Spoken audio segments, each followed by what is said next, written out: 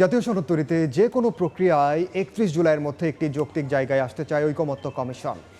সকালে রাজধানীর foreign service একাডেমিতে রাজনৈতিক দলগুলোর সঙ্গে দ্বিতীয় ধাপের ১২তম দিনের আলোচনার শুরুতে একথা জানান কমিশনের সহ সভাপতি অধ্যাপক আলী রিয়াজ। মৌলিক বিষয়ে ঐকমত্যের মধ্য দিয়ে দ্রুততার সঙ্গে জাতীয় সনদ তৈরির ওপর জোর দিয়ে তিনি বলেন, চলতি সপ্তাহে ৩ দিন রাজনৈতিক দলগুলোর সঙ্গে বৈঠক করবে কমিশন। আর এই সপ্তাহে আলোচনায় বড় ধরনের অগ্রগতি হবে বলে আশা প্রকাশ করেন কমিশন সহ সভাপতি। আজকের আলোচনা সূচিতে ৩টি বিষয় রাখা হয়েছে। এর মধ্যে রয়েছে প্রধান বিচারপতি নিয়োগ, তত্ত্বাবধায়ক সরকার ও জরুরি অবস্থা জারি।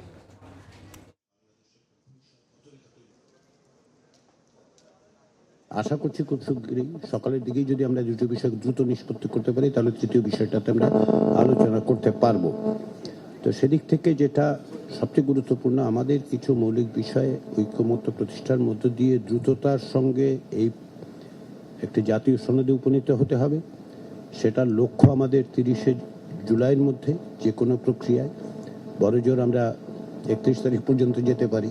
আমরা চেষ্টা করছি জুলাই মাসের মধ্যে যেভাবেই হোক এই জায়গায় একটা যৌক্তিক জায়গায় আসা, এবং জুলাই আগস্টের আন্দোলনের শহীদদের প্রতি এটা হবে আমাদের যে দায়িত্ব আছে, সে দায়িত্ব পালনের একটি পদক্ষেপ।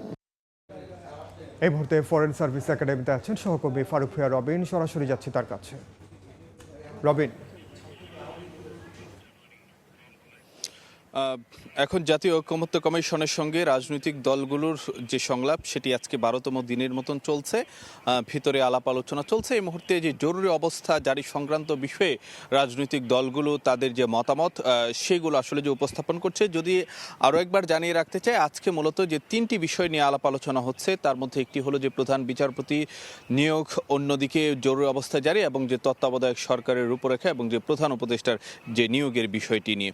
তো এখন দিনের শুরুর দিকে, অর্থাৎ যে প্রথম ভাগে জাতীয় ঐকমত্য কমিশন প্রধান বিচারপতির নিয়োগ এবং যে জরুরি অবস্থা জারি সংক্রান্ত বিষয়ে তারা আলাপ আলোচনা করতে চায় এবং যেন যৌক্তিক একটি পর্যায়ে যেন পৌঁছতে চায়, সেটি আসলে যে কমিশনের প্রত্যাশা। একটি বিষয় যদি জানাতে চাই যে আজকে যে ৩টি বিষয় আজকে যে টেবিলে উঠানো হয়েছে, সেই ৩টি বিষয় কিন্তু যে এর আগে বিভিন্ন সময় কিন্তু যে আলাপ আলোচনা হয়েছিল, কিন্তু যেহেতু এই বিষয়গুলোতে এর আগে কোনো একটি যে সুনির্দিষ্ট জায়গায় পৌঁছানো সম্ভব হয়নি বা সবগুলো দল একমত হতে পারেনি, তো সেই কারণেই কিন্তু যে আজকে এই ৩টি বিষয় আবারও আলোচনায় ওঠানো হয়েছে।